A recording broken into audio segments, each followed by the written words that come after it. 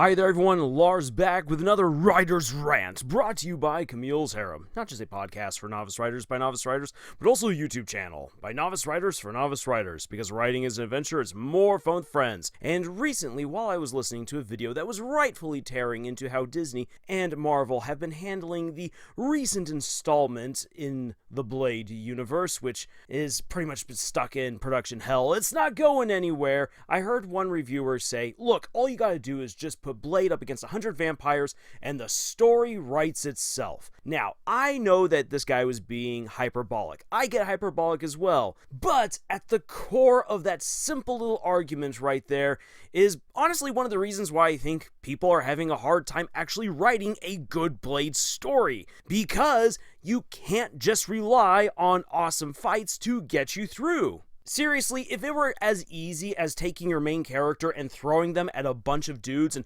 slaughtering their way through, no one, and I repeat, no one, by that logic, would have any problem whatsoever with Galadriel from the Rings of Power, because just how many orcs is Galadriel thrown against? She kills a snow troll in under 30 seconds. It's become a whole internet meme.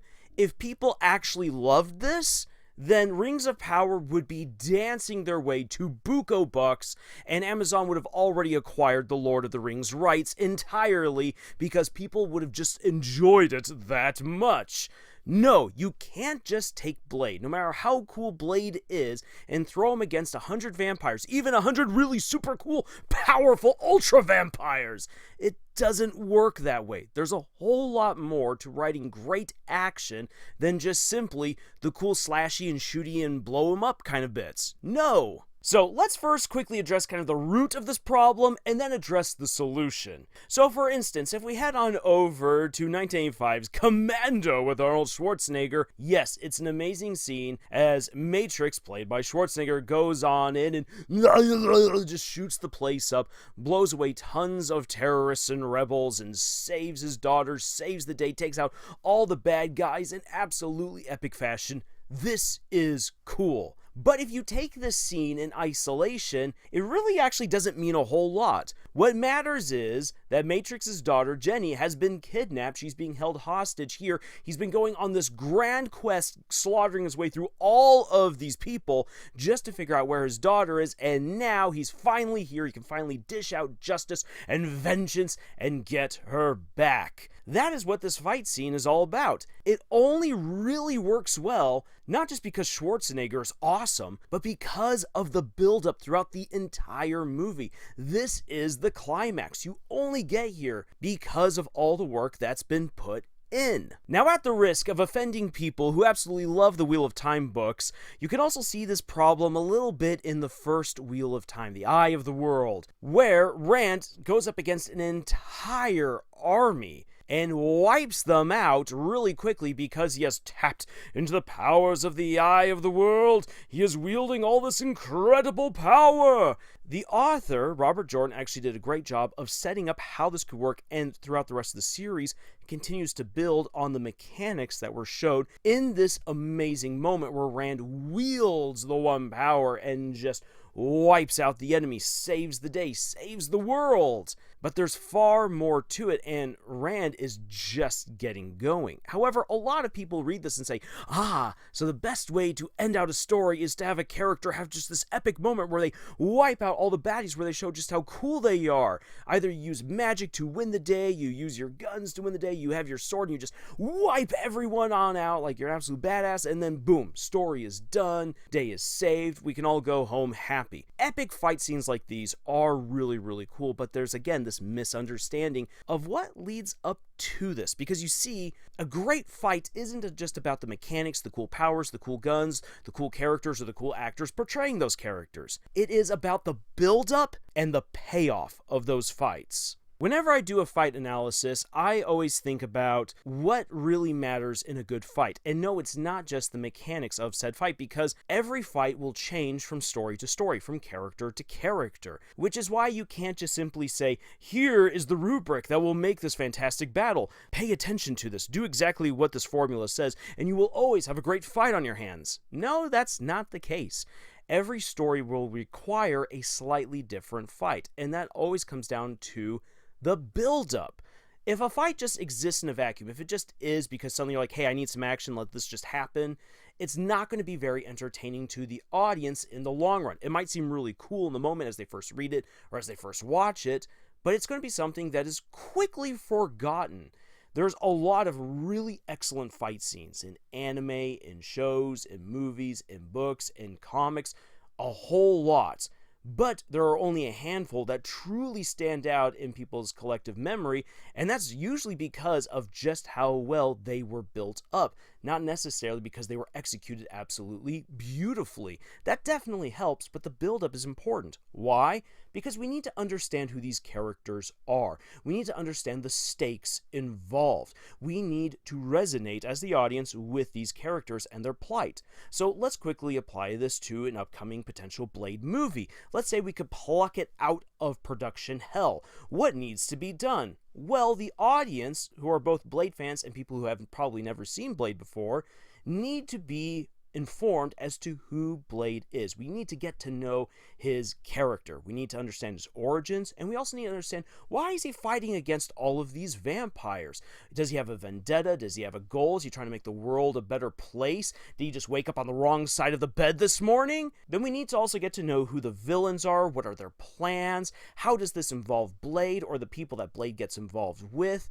And then we need to actually come to care, because there's a lot of fantasy worlds that people wouldn't mind if they just get obliterated. Again, just looking at the Rings of Power, the writers want you to empathize with the Harfoots, but the Harfoots are written so horribly that people want Sauron to win in order to wipe out the Harfoots because they're awful people. And who cares about their version of Numenor or their version of Eregion or their version of Khazad-dûm, because these characters just seem flat and stupid for the most part, or in some cases are just downright horrible. So yeah, let the villains win. If you want Blade to be a character that people want to root for, we need to get to know who he is. We need to sympathize with what's happening to him. What is his mission in wiping out all of these vampires? And just to kind of throw out some of my own ideas, just right off the top of my head, maybe something that I would do within the Blade universe, and this is coming from a guy who really doesn't know a whole lot about Blade, so there will be people in the comments who will have much better ideas than mine, and I'm totally fine with that. In fact, Marvel might learn something from the people who have some great comments to share. But what I would probably do is I would probably want something not like some world-ending catastrophe, because that gets done so often. What if you have a vampire who's like, hey, you know what? I can turn like New York City or Chicago into like my personal playground. Or even better yet, what if you had a vampire who's struck in a place where you wouldn't expect it? Go somewhere nice and sunny like Phoenix, Arizona, and be like, I can turn this cement jungle in the heat into my personal playground. And people won't realize what's happening because they won't expect vampires in the middle of a heated desert to get this creative. And so Blade's like, well, I gotta go save this whole city from being turned into some weird human ranch where the vampires will be able to feast on them continually. So I gotta go put an end to this. And because he is part vampire but can walk about in the sunlight, hey, you know what? Blade can now go on and really take the fight to these guys. They thought they were being smart. No one would suspect them here, but Blade is coming. And then introduce some side characters in the city that are sympathetic. They've already had some dealings with the vampires. They want revenge, or they want security, or maybe they don't trust Blade, and Blade's got to win on over their trust. He has to form good, positive relationships with them because that will make him much stronger in going up against these vampires who are already prepared to take over the city. So you can already have some fun with this right here. This gives you some time to have some little fights that lead up to the big fight, get to know the villain, get to know Blade, get to know the side characters, and come to terms with the stakes of an entire city could be turned into a vampire farm. Gasp! Now, whatever the fight would be in this case, again, yeah, you've got to make sure that it's good. A good fight tells us a lot about who a character is, what their motivations are, why they are here, their personality, and that's something that the early Blade movies definitely have. Wesley Snipes does a fantastic job of portraying all of these different quirks and charisma that Blade has while he's slaughtering vampires. And so long as you can do that and make it fun, make it interesting, and make Blade have to think and get creative, you can have a fantastic brawl. But What matters is also the consequences. Now, most writers normally shove the consequences to the very end of the story so that way they can quickly wrap a nice big bow on it and say, haha, we're all done here, because we don't like to think about all of the nasty consequences that come from a massive brawl. But you, as a writer, really should think about, what are the consequences of all the different fights that my characters get into? If characters get into a fight and there's really no consequences to it, like no one gets in trouble, no one suddenly has a rival that they go up against, no one gets injured or anything like that, then really what was the point? It was then just lame, bland action. It can be written fantastically, but if there's no consequences, it will be forgotten, because if there's no consequences, why should we care? So you need to make sure that you have consequences to your fights, to your battles, to your action sequences. So that way, those battles and all the character development that comes with it, all of the buildup and all the payoff that you wish to deliver will actually matter. And especially for earlier fights, so that way it flows into the next round of combat and just continues to build. It then feels like the tension is building. The stakes are getting higher. We're learning more about these characters. We're getting so close to the villain, but the villain is getting so close to their goal.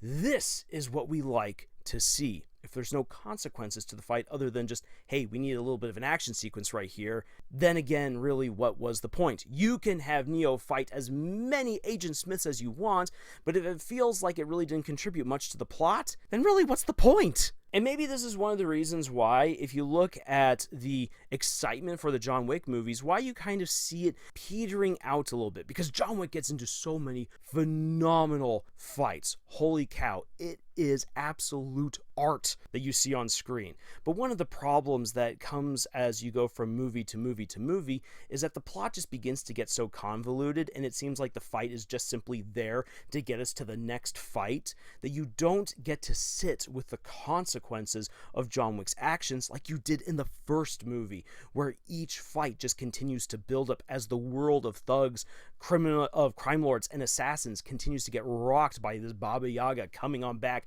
and completely overturning everything because he wants revenge for the death of the dog that his wife gave him. And you get to see how John Wick is grappling with the consequences of all his actions as the story progresses. But after that point, yeah, while it's great to go back into the world of assassins and learn more, as the plot gets more convoluted, as the world gets so much bigger, while it is still a ton of fun and so gorgeous to watch, the emotional connection begins to fade and the stakes become a little bit more nebulous, especially when we get to the latest John Wick movie, which was a ton of fun to watch, but really a lot of the emotional weight was on the side characters rather than on John. John just now seemed to be the mechanism by which the entire story moved forward because he's just this relentless killing machine. And while there's some people who say that's kind of the point, that does stand in stark contrast to the first movie. And when you have those kinds of contradictions going on, that begins to take people out of the experience, and you don't want that to happen.